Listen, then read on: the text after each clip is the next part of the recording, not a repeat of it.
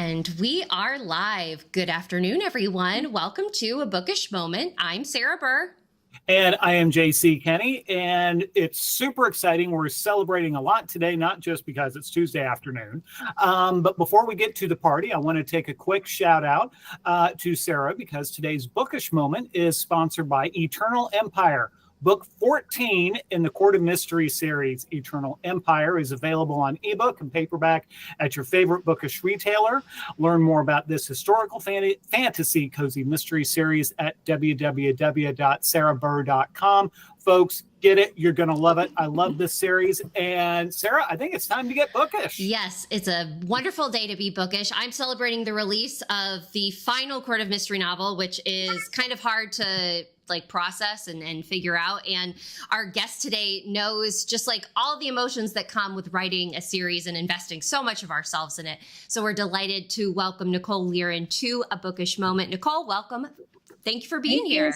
Thank you, Sarah and JC. It's an honor to be here. I've seen all kinds of promotions in the past about your bookish hours, so I'm excited to be a guest for the first time on here for myself. So that's awesome. Thank you. We're super excited to have you, and we are very grateful that we get to celebrate your most recent release, Murderous Consequences. And our viewers will soon learn why I emphasize the con in that title. We've got a farmhouse reader already chiming in with a hello, everyone, and saying that, they ordered a copy of my book today, which thank you. I appreciate that. Always fabulous. So Nicole, tell us a little bit about your writing career, a little bit about yourself before we kind of dive into this brand new series featuring Sadie Sabatini. Okay, sure. Well, when people ask me about my writing career, I feel like I've been writing for forever. Storytelling has been one of my favorite things. Even when I was a kid, I would lay in bed at night and, TV shows that I had watched, I would run scenes through my head and change them how I would, tell the story or something like that, right? And so as I got older, there wasn't as much time for that. But I discovered as a young adult fan fiction. And I don't know how many people are familiar with that, but by accident, really, I discovered it one day and there was this whole world out there. So I started reading a bunch of it.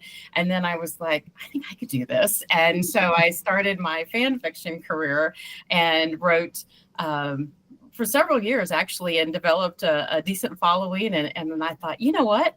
I should try to tell my own story, which for the official record, way harder when you have to create the world and all the backstory and all of that and do it in the right way at the right time. And interestingly enough, my very first novel that I wrote and how I got my agent and everything like that, has never been published. Apparently it was too well balanced. It had a good balance of suspense, mystery, and romance. And so No Line wanted to pick it up because it didn't have enough of one thing. Mm-hmm. So I guess as a reason for rejection, that's not so bad, but someday I'll self-publish it, but there's no time for that right now. So I wrote my first book, but they got published and picked up by Gemma Halliday Publishing back in, I think, 2015. And it was a contemporary sweet military romance. And I actually got inspiration for that story. I travel a lot for my day job.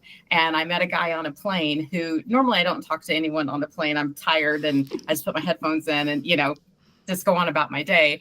Well, he and I started chatting and he just cracked me up, regaling me with his tales about life, love. And, I told him, I said, well, I think what you want is a woman who has a 40-year-old's mind and a 20-year-old's body. And he said, exactly. And I'm like, yeah, that doesn't happen. Right. So anyway, so that it was when More Than One Night, I wrote that and it got picked up for a 2-book deal. And it also had a short story prequel called Heating Up the Night. And then the second book in the story was Remember the Night. So they're all related characters. It's two sisters that are in the book. So had a lot of fun with that. And then the publisher, Gemma Halliday, asked me if I would be interested in writing mysteries. Well, I've been a mystery girl since the beginning. Hardy Boys, Nancy Drew, Trixie Belden, all the classics, even Encyclopedia Brown. I love reading those to kids and getting them started on mysteries and things like that. And so she had said there was an opening in Danger Cove, which is a very interesting experience for a writer, because it's a whole world, and that world has separate parts, but all those parts have to intermingle. So we have to coordinate with all the other authors. So I was responsible for Smuggler's Tavern, which was a lot of fun, of course. And so all of the fabulous stories. Yeah, so they were a lot of fun. We had Heroes and Hurricanes, and Deadly Dirty Martinis, Tequila Trouble, and Dark Rum Revenge. So lots of fun. But it was very interesting because, and of course, Elizabeth Ashby has a byline on every single one. And I got asked a lot when they first came out, like, how was it writing with a co-writer? And I'm like, she didn't do anything because she's not real. So finally, I think by book 3, I decided if she was going to get her name on the book, she was going to have to do some work. So I actually brought her into the story and had her help Lily solve the mystery and give her, help her get some guidance and things. So there were 4 books in the Danger Cove series. And then I took a break. That was right about 2020. So I took a little bit of a hiatus. I needed to decompress a bit, and it was good timing with 2020 and all. Yeah. So, in retrospect, it would have been a great time to hunker down and really write a lot, but I just wasn't, I just needed to take a break for a bit. So then I kind of, got the itch again, and I actually wrote a little bit more fan fiction just to get me back in the groove. And so then I came up with an idea for this new series. And so I wrote the first few chapters and did all the things you have to do when you're an author to get it, for your agent to send it out. And it got picked up by Harbor Lane, and that was the birth of the Sadie Sabatini mysteries. So it's yay! So I love it. And I really need to know, Nicole, though, what fan fiction were you writing? Because I as like probably 6th grade, I was like totally writing my own Harry Potter fan fiction. So I need to know what your fan fiction was. My daughter loves Harry Potter fan fiction, and I think she wrote a little bit because she loved Hermione Granger and Draco Malfoy together. So I was a little more old school. Mm-hmm. I started with Star Trek Voyager because I loved Janeway and Chakotay, and yeah. Live long and prosper. Exactly. Live long and prosper. And I told my dad, because he said, it doesn't surprise me that, you would like Voyager because it has a female captain. And I said, well, Dad, they were lost in the Delta Quadrant and they knew she was the only one who would ask for directions. So he just rolls his eyes at me. And then I delved into a little bit of Princess Diaries, but not Mia and Nicholas. I'm Clarice and Joseph. So I had some fun with that. So yeah, I'm mature love kind of person, like so. But it was, what I loved about it is that it was a great place to experiment and just have fun, and you get immediate feedback, from the writer or the readers.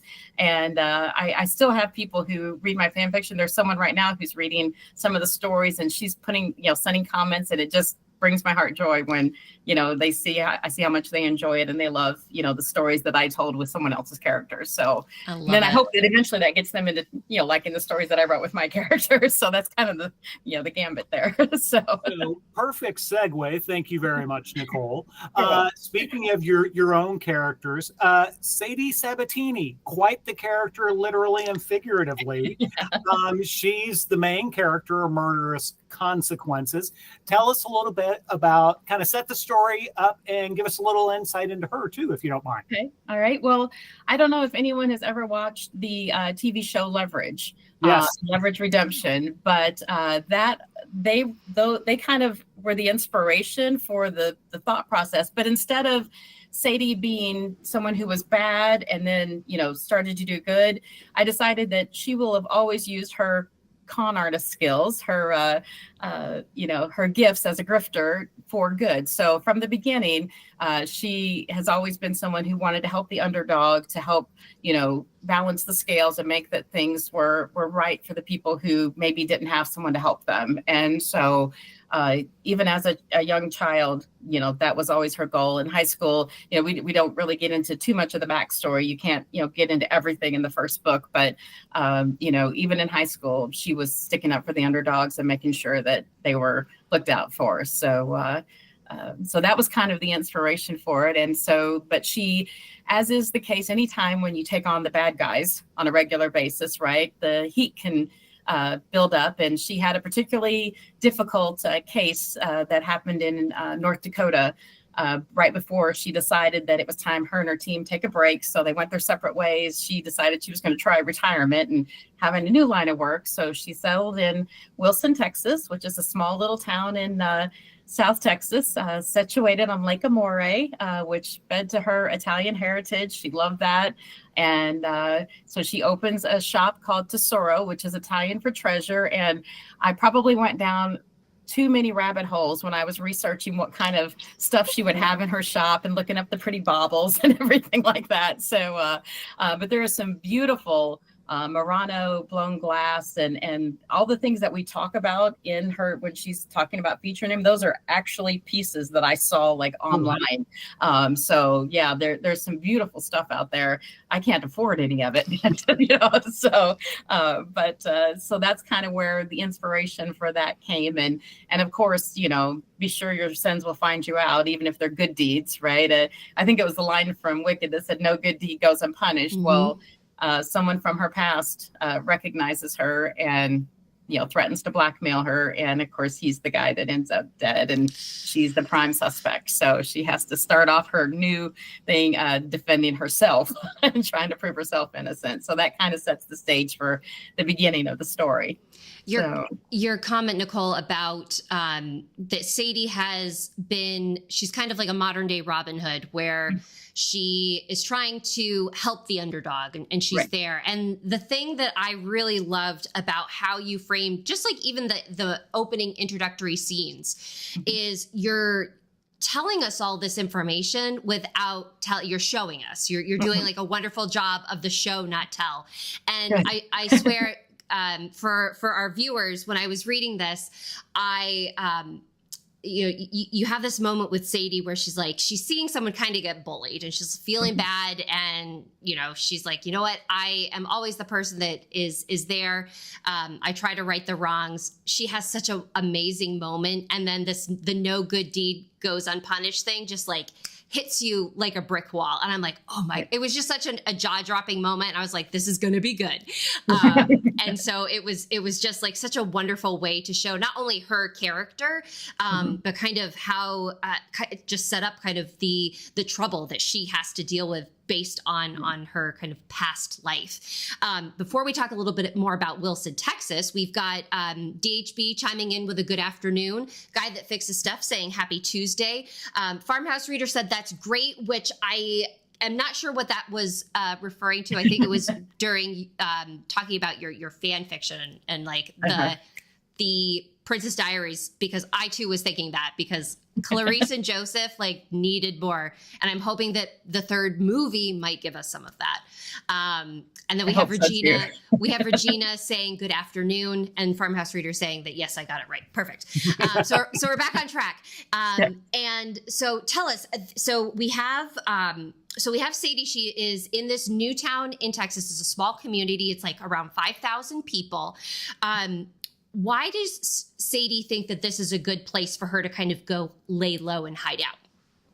Well, I think that because first off, it's situated on a peninsula that goes into Lake Amore. So, and it's in, it's about an hour or so outside of Houston. It's just a very small town, right? And she just wants to blend in, right? She knows that because in the Houston area, for those of you who aren't familiar, that's oil and gas country, right? So there's a lot of money that is in that area, right? And so a lot of people, have weekend homes that are on the lake. And so, the wives come. And so she was thinking that that's a great place demographically to have her shop, right? Because they can afford those that they have the discretionary income for that kind of thing.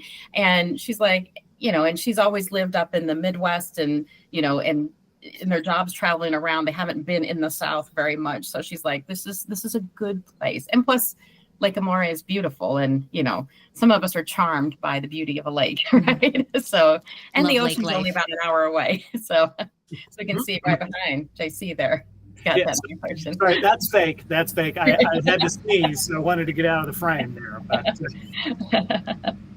So I think that I think that a lot of times people feel like if they can just find a way to fit in with the local people, that they can then kind of just meld in and not draw a lot of attention to themselves. But of course, when you get accused of murder, the first 30 days you're in town, that sort of defeats the whole and puts the spotlight right on you. So I think there was a line in there where she said she's now the center of the three-ring circus, Yes. right?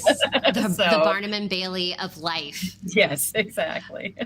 You just pointed out something that I was like, wow, like the amount of like strategic decision making that we as authors have to make, where you said that this community is tied to a lot of wealth, so that her store would be able to flourish there.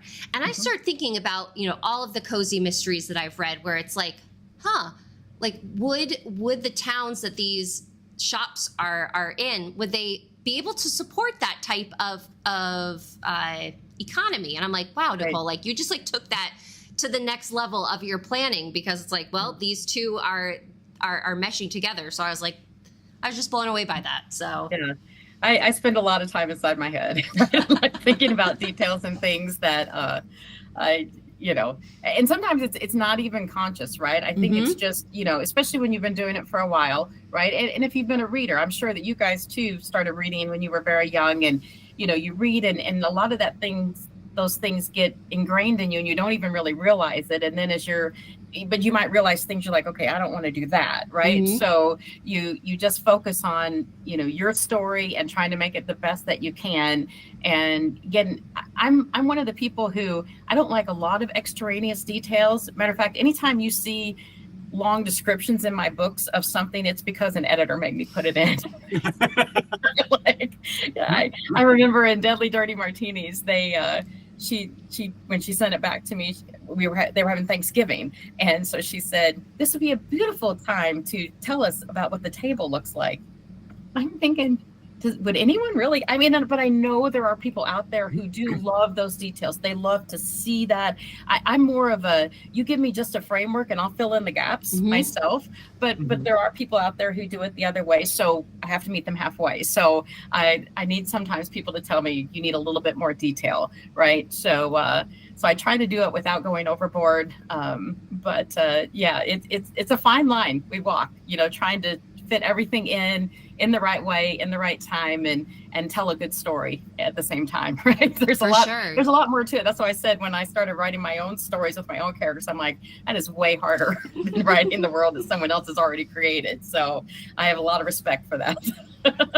I tell you what, speaking of respect, Guy That Fixes Stuff just wants to share a little respect, because he commented that the majority of 48 Hours episodes start and end in Texas. So setting, this series in Texas is perfect. So. There you go. Yeah, a lot happens in Texas, right? So kind of, unfortunately, we've only got about 10 minutes or so, which is a shame, because it's so great getting to hang out with you here, Nicole. One of the things I'd like to talk about real quickly, if we have a chance, is some of the other characters who really everybody in this book stands out. I mean, it is so stereotypically Dallas, as in like the show, very much right. Texas. Tell us a little bit about Emma Jane Birmingham, who scares me to death, Lester Price, who scares me to death in a different way. Right. We got some big personalities here. Yes.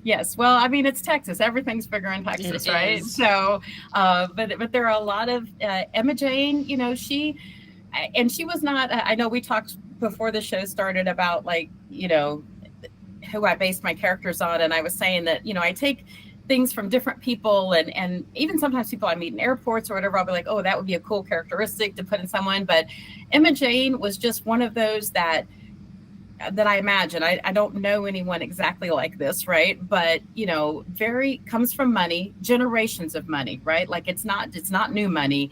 That she is used to privilege and power and getting her way, and having everyone around her be like, yes women, right? Like they were always going to agree with her because they know it's important in the social world to stay on her good side. So she just exudes power, and and as Sadie realizes when she's dealing with her, she's like, she's not used to not getting her way, right? She's and of course Sadie's like, I'll take her on, right? But she that's kind of where she came from, was just me, almost like someone from Dallas or something like that, one of those shows where they very, very proper, and so that was I wanted her to be formidable, right? Because you do have, especially at least in some of the areas that I've run into in Texas, there are families, right, that are in power, or who kind of rule the roost, and everyone offers them a great deal of respect because of where they're at on the social hierarchy. So and Lester, he was just fun. I like, we worked at the marina. I'm like, I need somebody who's just a little atypical, but who's got a job that's important in the community, because the marina, that's where everyone keeps their boats and everything like that. But he's got to be different, and he's going to be a bit of a thorn in Sadie's side. And just spoiler alert, he continues to be that through books 2 and 3. So so he sticks around. He sticks around. Nice. I love to hear that there are more adventures with Sadie in store. We'll talk about that in just a moment, Nicole, but we do have a question from one of our viewers. DHB would like to know whether or not you outline or wing it when you create a story. Oh, I wish I could outline, and I do to a certain extent. Like usually the beginning of the book, it's very well outlined, and I know exactly what's going to happen next. And then, but I always try to let, if something happens when I'm typing and an idea comes to me, I go ahead and I'll go with it. I figure I can always, cut it. And sometimes I'll go back, and especially in the beginning, because I tend to like over explain things and give too much backstory. So, but sometimes that's to get it straight in my head. But like right now, what I do is I try to, where I'm at, like I'm about 2/3 of the way through book 3. And so I have no plot left, right? No planning, no outline left. So I sit down and I figure out just some bullet points of what happens next. And then I will go write that. And then I'll come back and see where I'm at and kind of go from there. So I'm kind of a mixture of a pantser plotter, as they call it. And I would love to be someone who could outline a whole book, because it would make writing it so much easier. But my brain just can't stay on task for long enough to do that, because I never know what's going to happen with the characters in the story when I get into it. So we don't have time for me to tell you a story about when I pulled my hands off the keyboard one time because the story was going somewhere, and I was like, nope, we're not doing that. Well, all I'm going to say is don't change your style. And it's not just me saying this, because Yolanda says, I love Nicole's books. She's such a talented writer. Her style is engaging and perfectly witty. So there we go. Thank you. Yes, right. Let's talk a little bit about writing the comical side, because that is something that your books are just like it. You have such a great time reading them. Like you're laughing out loud. Your characters are kind of thinking what we're all thinking. And so I'm curious, like, I find writing humor to be both hard and easy at the same time, because sometimes it's like, oh, like, I wish I could say this in real life, so I'm just going to say it in my book and blame it on the character. Right. But sometimes it's like, it'll take me 40 minutes to come up with a quip that it's like, I could never do this in a social situation, because it would be like, oh, hold on. Like, remember what we were talking about 40 minutes ago? I now have the perfect retort for that. Ready? Here we go. Right. So, yeah. Wait for it. Yeah. No, I mean, I have a pretty decent sense of humor, and I might have be a bit sarcastic. At least that's what some of my friends and family say. But so I think that a lot of that, matter of fact, sometimes I have to tone it back because I've had, when some of my beta readers will be like, okay, she's being like extra right here and she doesn't need to be, right? Like I feel like she's being, and I'm like, okay. So I have to tone it down. So I err more on the side of too much versus that. And it's really hard when, you're trying to deal with a difficult situation, to maintain, because you still want to have some light moments in there, right? Mm-hmm. So especially cozy readers, they don't want it to be too dark and foreboding for too long, and so you have to interject some humor or light. And sometimes, to your point, it's just an internal thing that the character thinks, and the reader gets privilege to that, whereas the other people don't. So that's kind of fun. And so I think that for me, it's just part of my natural, like how I am. So it's harder for me sometimes to write the more serious stuff. Like, I mean, I read some things sometimes and I've said to my friends, I'm like, I could never do that to one of my characters. Like, I just can't. Right. So I think that's why the cozy mystery genre is good for me, because it is more light. I mean, it has some serious undertones at times and serious moments. Obviously someone gets murdered. Right. So you have to take that with some level of seriousness, and people's lives are, being held in jeopardy, if they're going to be falsely accused. But, even in life, I try to look for, even in difficult situations, some glint of humor, something just to make me smile. And so I try to do that with my characters as well. Well, and you do a fabulous job, because Nicole, I mean, it's you're a great friend and a fabulous writer, and it's so exciting to have you back in the game, with this new series. Since, as you said, you've kind of taken some time off. So for folks who are either discovering you or rediscovering you, where can they find you online? How can they connect to you so they know what's up with Sadie in the future? Okay, well, you can find me on Facebook under Nicole Leiren. So and that's Leiren. And I'm also on Instagram, and I think it's just Nicole Leiren all together, because they don't let you have spaces there or something for whatever reason. My website is NicoleLeiren.com. And on there, there's when you go to the website, it will, within a few seconds, if it's working right, should pop up where you can sign up for my newsletter, which will then let you, be up on whatever's coming up. And I promise all my readers I'm going to try to do better in 2025 with both social media and my newsletter. It's just, when you're balancing the full-time job with that, some days, you got to go with what pays the mortgage, right? But I do, I love the fact that my employer fully embraced me being an author. And we are, in fact, at a conference we had recently, we did a signing, and they purchased books, and I signed them and we gave them to so great. So that was a pretty cool experience. So cool. So shout out to Abby for that. Thank you. But I mean, those are the places where I post most often is on Instagram. I am on TikTok, but if you're waiting for me there, I'm sorry. Maybe in 2025, I don't know. I got to get Sadie's book 3 done right now. So, well, before that, what about Sadie book 2? When can we look forward to seeing that? Yes. I am waiting for my publisher. It is supposed to enter the edit phase. That's one thing with publishing. You turn it in. I mean, I turned it in like in April. So, but it's on, the schedule. So, I hope spring of 2025 is what I would hope. But I have not heard yet. So I'll let you guys know once I do. So we need to make sure that we sign up for your newsletter to keep apprised to all of those fabulous details. I have to laugh, Nicole, about your comment about the your beta readers saying like, oh, they're being a bit too much. And you're being like, really? I've always said that like we need a font for sarcasm, because I can't tell you how many times, especially like in like the cozy mystery genre, where, it's meant to be fun and light, and some things are not meant to be taken as seriously, I think, as they can be taken. And it's like, man, if only that had been like italicized or something in a way that's like, guys, this is sarcasm. Like, she doesn't honestly think this.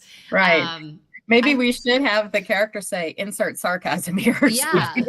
Or we should figure out like how do we create a font for sarcasm? Like that should be that should be the new thing. And then and then we can all ride off into the sunset. Yeah. So, but I appreciate you guys embracing Sadie. Like I said, she is a little bit different than maybe your traditional protagonist for a cozy mystery, but and that's probably because baking and sewing and all those things that are traditional, I'm really bad at. So I had to make some, not that I'm good at being a con artist. That didn't come out exactly like I had planned. See what happens when I don't plot. But I think that I just fell in love with the idea of someone using skills that maybe, were not always accepted by society, but using them for the good of society. So I thought that was an interesting paradigm to explore. And so that's what I'm doing. I think she's different in all the right ways. Like it's again, like a joy and just like such a breath of freshness. Like it has all of the cozy elements that we know and love. But when you can bring something new and fun and also giving like a different perspective of the world. Like I just love it. So I'm so grateful that we were able to pick your brain today and learn more about her. And we're very much hopefully that you will come back and share what is her next adventure. I would love that. I would love that. For what trouble is afoot in Wilson, Texas. Yes, in book 2, we definitely get to see a little bit more about some small town politics and some interesting things that happen. And just as a side note, that what happens in book 1 with that part that's in unincorporated Wilson, that actually not that whole part, but there is a part in the area that I live in that has an unincorporated part that did create quite a stir among the residents. So that kind of served. Like I said, I took what happened, and that's what I tell all my friends. I'm like, listen, I take what happened, and then I just take creative license with it and make it, something that we can put in a book. And they're like, okay. So I love it. And so, folks, you're gonna have to read Murderous Consequences so that you can see or know what we're talking about. Yes.